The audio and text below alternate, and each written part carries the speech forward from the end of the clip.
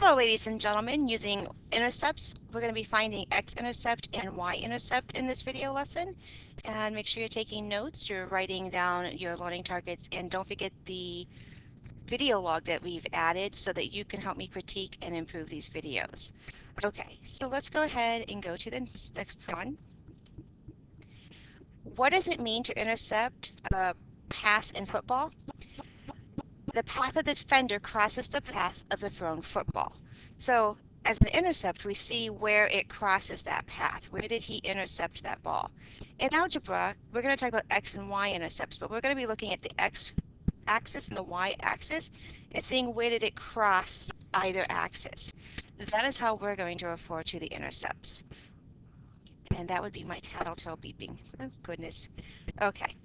What are the x and y intercepts? The x-intercept is where the graph crosses the crosses the x-axis. So right here is my x-axis, it's the horizontal. And so my x-intercept is where does that line cross? When the line crosses the x-axis, you're going to always have a value of 0 for the y. Because if you look right here, 0, and it's always going to be on this axis. So it's always 0 for y. And in this case, it crosses at 2 on the x. So the coordinates are going to be 2, 0. The y-intercept is where the graph crosses the y-axis. So right here, we're looking at the y, the vertical up and down, and we're saying where does it cross that y-axis? Well, it crosses it at -6, and I see that I made a mistake when I was writing, so let me see if I can correct that by putting in a negative sign. There we go. Okay, so my y-intercept is going to be at -6, and my x value is 0. So it's right there at 0. It didn't move anywhere on the x-axis, left or right. It stayed right at the origin, and then it dropped down to -6 where it crosses. So we have a 0, -6. Please take a moment to copy this down into your notes. It is pretty important stuff. It'll keep coming back to you. Okay, we're going to find the x and y intercepts.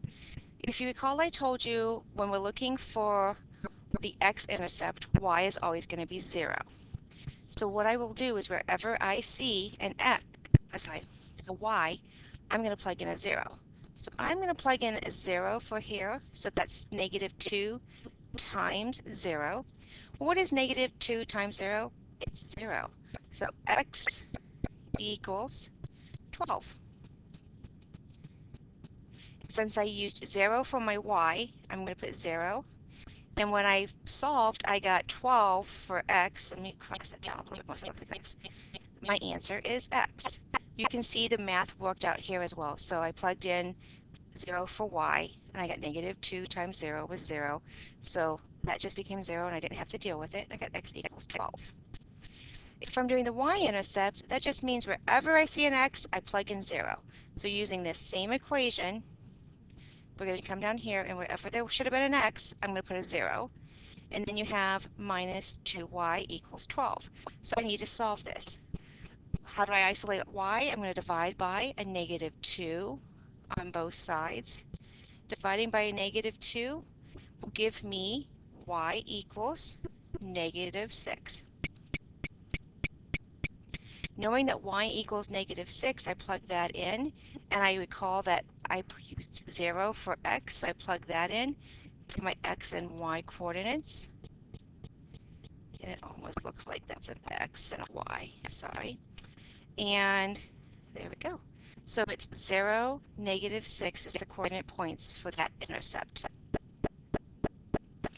Make sure you're copying this down. I'm going to go ahead and erase. Go to the next slide. Maybe. There we go. Okay, so finding the x and the y intercepts. It's just more practice.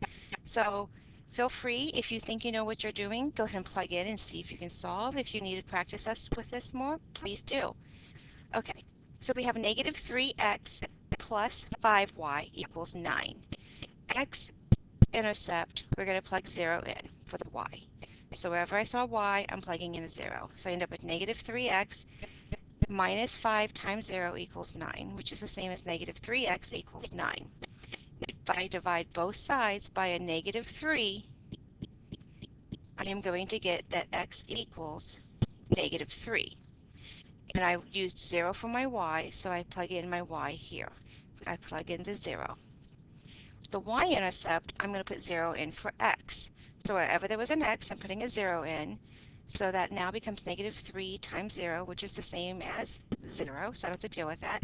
I get 5y equals 9. I need to divide both sides by 5, and I can't stick that in there, so let me just, okay, so I'm going to divide both sides by 5. When I do, I get 9 over 5 equals y. So I'm going to use that as my y value, 9/5, and I'm putting in 0 for my x, and it is the best policy to simplify because trying to count with a plot a point and going 9/5 can be difficult. So that's the same as 1 and 4/5. So we would know that that would be really close, except I can't write. Okay. We know that that would be really close to a 2 on that y-axis.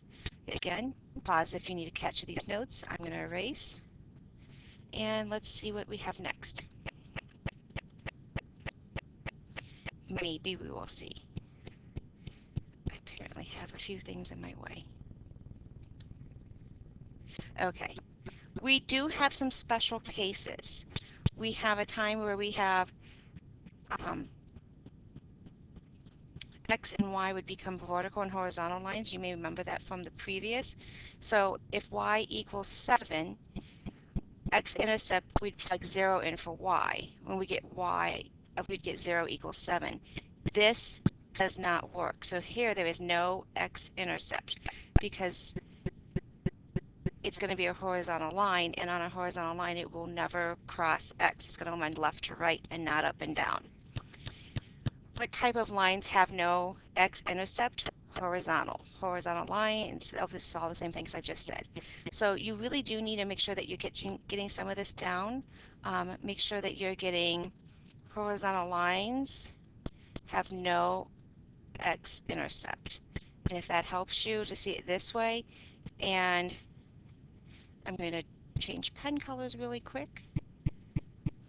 Oh, I see. I can use a crayon. Let's see what that looks like.